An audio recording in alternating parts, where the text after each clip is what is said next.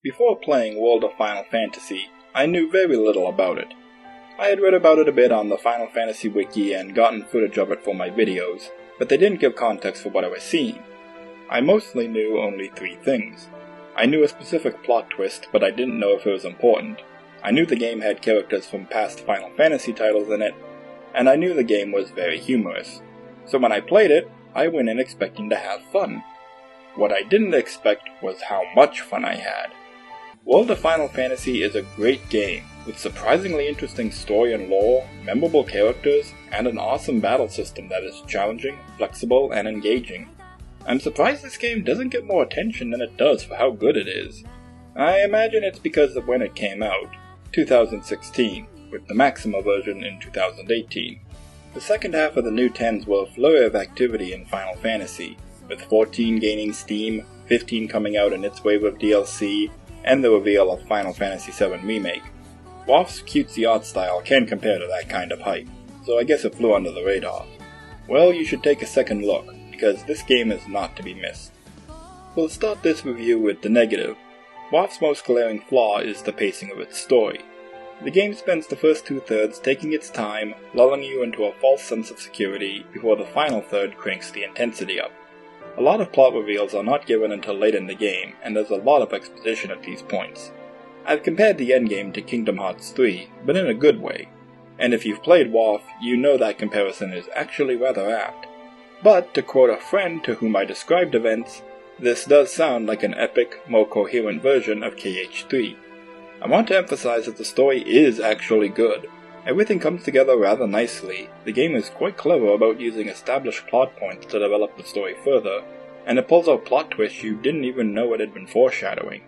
The ending brought things to an epic conclusion, and my most pressing questions about the lore and setting had been answered, so I watched the credits roll feeling satisfied.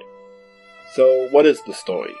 Lon and Rain are 2 twins who are going about their morning routine when they suddenly notice everyone in town has disappeared. A mysterious woman named Anna Crow shows them a portal to Grimoire, a world where monsters called mirages run amok. The twins are mirage keepers, meaning they can capture and tame mirages. Anna Crow sends them into Grimoire with the instruction to do exactly that. It turns out the 2 have amnesia, with only a few vague recollections, including that something is wrong with their parents. But Anna Crow assures them that if they go to Grimoire, all of their questions will be answered. From there, the twins explore a world composed of cliché RPG settings duct-taped together using Final Fantasy lore and references. I say that with total sincerity and appreciation. This game may as well have been called World of Dissidia for how much imagery it evokes from past games, and it puts them to good use. My personal favorite was Saronia. Final Fantasy III players may remember this town as the place where you fight Garuda, and the easiest way to beat it was with a party of dragoons. Well, the throne room in Saronia Castle is full of bird and dragoon imagery, including a very familiar painting clearly visible on the wall. I haven't played 14, but the way World of Final Fantasy uses the lore of past games reminded me of what I've seen in 14. It doesn't just copy and paste things verbatim, it weaves them together to create something new. For example, 2 of Grimoire's continents are connected by the Big Bridge, which is actually the summon Alexander and is overseen and tended to by Eiko. This meshing of story elements from 5 and 9 like this is all over World of Final Fantasy, and it keeps things interesting because you never know what location will pop up next. Even when you recognize a thing from another game, you don't know what they're going to do with it. Figaro Castle is in the game, and I won't spoil you on what goes on there. Even the in-game character entries concede they went a bit overboard with it. Yes, character entries. The game has the bestiary, the Mirage Manual, and a similar log for the characters. The Who's Who expands on some story elements hinted at in-game normally, but there's nothing in there you need to read to follow the plot by itself. The Mirage Manual documents the game's mirages, and whoever wrote those entries had the time of their lives. Jokes, references, fourth wall breaking, self-deprecation, it's all here. I was particularly amused by Bismarck's entry that mentioned players running to the nearest wiki to verify that Bismarck is supposed to be a whale, not a shark. I feel a bit called out by that one.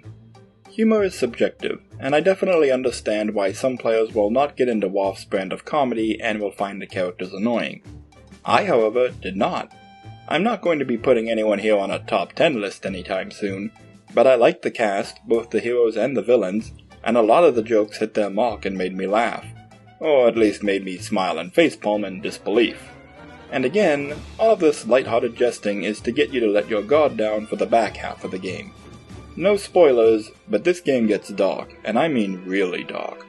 Some of the imagery and ideas are rather frightening, and when you learn the full scope of the villain's plans and backstory, he's on the level of Kefka or the Emperor as one of the most heinous and vile baddies of the franchise. If anyone thinks World of Final Fantasy is for kids, I say that you clearly didn't play it all the way through. Speaking of, let's talk about the gameplay. While I like the story and love the humor, the gameplay is where the meat of WoF's quality is. This game is a lot of fun to play, and I 100%ed it for a reason. On the surface, it's Final Fantasy meets Pokemon. You run into monsters and capture, or imprison them, and can use them to battle. But beyond that, this game is way more complex. Mirages can't be imprisoned without fulfilling certain conditions, and rarely is that condition to just get them to low HP. It may be inflicting them with status ailments, using certain elemental attacks, or more tricky things like reflecting their attack, or leaving them as the last enemy alive. These conditions mean that, in a rarity for Final Fantasy, status attacks and item magic are extremely useful. I ended up carrying around numerous items that dealt elemental damage or inflicted status ailments, just in case I ran into a mirage that needed that done to them to be imprisoned. And yes, they got used for just that purpose. Your party consists of Lon and Rain and 12 mirages, and you battle using stacks of 3 mirages. Mirages come in 3 sizes, small, medium, and large, and have to be stacked on top of each other in order of size. When you're stacked, the stack has the combined stats and abilities of all members in the stack, but the stack only gets a single turn.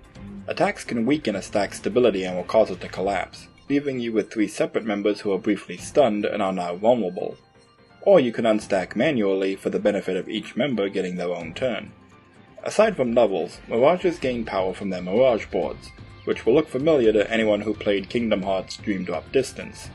As you power them up and meet certain conditions, you'll unlock the ability to transfigure your mirages into other forms. This isn't like evolution in Pokemon. The change isn't permanent and you can revert them at any time while managing your party. And this is another critical component of gameplay. When mirages are transfigured, they may change size, which changes the kinds of stacks they can be used in. If you want to keep a mirage the same size, that's fine too. Just unlocking the option to transfigure it unlocks the mirage board for that other form and allows you to keep growing their stats and abilities. Mirages don't just transfigure into stronger forms either, they can turn into entirely different mirages, which will have their own mirage boards, and they retain their SP when transfiguring, so you don't need to worry about them losing power in the transformation. Finally, there's Lon and Rain, who must be part of all stacks, but can switch between medium and large sizes to change how you use them in those stacks. The two have no innate abilities of their own, but can equip items called Mirror Jewels to give them stat boosts and special abilities. These include Champion Mirror Jewels, which turn Lon and Rain into Final Fantasy characters and grant them their associated signature abilities. All of this combined gives an absurd amount of customization to the gameplay. You will constantly be unlocking new abilities for your mirages, unlocking transfigurations for them, and experimenting with new stack combinations to see how they do against different types of challenges. Not to mention that the fact you're dealing with iconic Final Fantasy monsters and characters means you can enjoy the novelty of combining them in different ways. If you want to play as Squall riding Valifor with a cactuar on his head, and Y'shtola standing on the back of Ultros with a mandragora on her head, you can do that. I personally opted for Terra riding Magitech armor with a Moogle, and Cloud riding Fenrir with a baby chocobo, and that alone made this game worth playing. I cannot emphasize enough how fun the gameplay is. I didn't even mention how stacks can unlock new abilities depending on the abilities of its members, or that enemies can also stack, making you choose if you want to focus on KOing them all at once, or try to topple them so you can take them out individually. The systems of mirages create a constant feedback loop that keep you engaged. As you imprison new mirages, unlock the option to transfigure old ones, and try out new stacks, you feel like you're always improving as a player, either by making your party stronger or learning how to use them better. And you'll need to get better, because the game can be surprisingly challenging at times, especially with some of the late game bosses and the post-game bonus dungeons. World of Final Fantasy isn't mind-blowingly awesome, but it is a unique and enjoyable experience that is vastly underrated. I would almost call it a modern classic, in the sense that it evokes the feel of the older Final Fantasy games while delivering a fresh, new take on their story and gameplay elements. Again, this game could have been called World of Dissidia, and that is a compliment. It homages past games in innumerable ways, but tells its own story. It includes old characters, but they complement the story and the original cast instead of overshadowing them. And most importantly, it is not ashamed to have fun with its premise.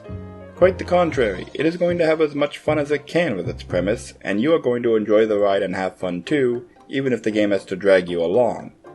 Apparently the director of the game has said he has a story for a sequel all planned out. All that's needed is for Square Enix to greenlight the project. And I hope they do, because I would love to revisit Grimoire for more adventures and see what they do to expand this premise.